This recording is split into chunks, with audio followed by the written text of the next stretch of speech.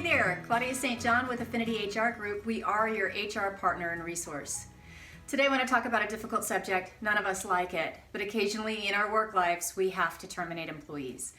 I wanted to give you some tips on how to do this in the most compassionate way and the way that's probably going to be the most successful for you and for the employee so that you don't get into legal troubles down the road.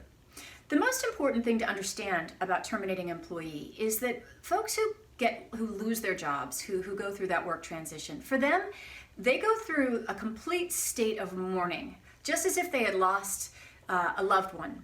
And the stages of grief, as you may know, cycle through denial to depression to anger to acceptance, and you can go back and forth through those emotions regularly. The one thing we do know is that when employees don't see a termination coming, when it's a surprise to them, it's a shock. And they stay in the mode of denial and anger longer than they would if they had seen it coming and understood it and understood the reasons behind it. So the most important thing I would say to you is if you see that somebody is not working out, don't just wait until you're so frustrated you want them out the door. Start thinking now about how you can have the conversations about them. I view discipline as a stepping stone, right? So if they do something and you're not happy about it, okay, I'm on the first step, and this path leads out the door, so that they see how their actions and how their responses to your discipline or responses to your feedback affects whether or not they're going to be successful. Now, oftentimes folks wait until the very last minute and then they get so frustrated they just want these folks gone. It's not to say that you can't do that, but that is the worst case scenario for letting somebody go. It has to happen sometimes when there's a violent act or something that was just such gross misconduct that you don't have the luxury of setting them on that path. But if you do, I would strongly encourage you to make sure that they see where they are along that path and that they see where that path is going.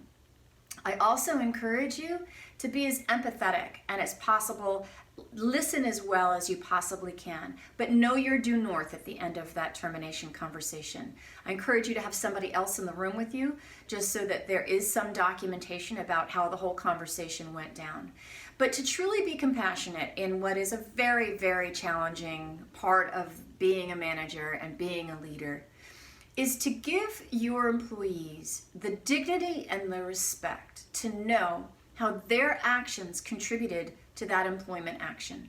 If you do, they're more likely to get to that point of acceptance and moving on. And when they're either angry or in denial or depressed, all of their attention is on you. And if all of their attention remains on you once you've let them go, that's when you get a lawsuit. So let them see it coming, let them understand how they can improve if they can, or how the actions that they are continuing with will lead to that ultimate separation.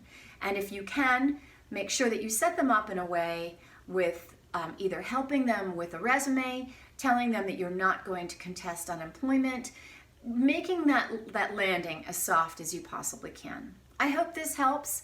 If you have any topics you'd like us to cover, please let us know. And in the meantime, I hope you have a safe and productive work week.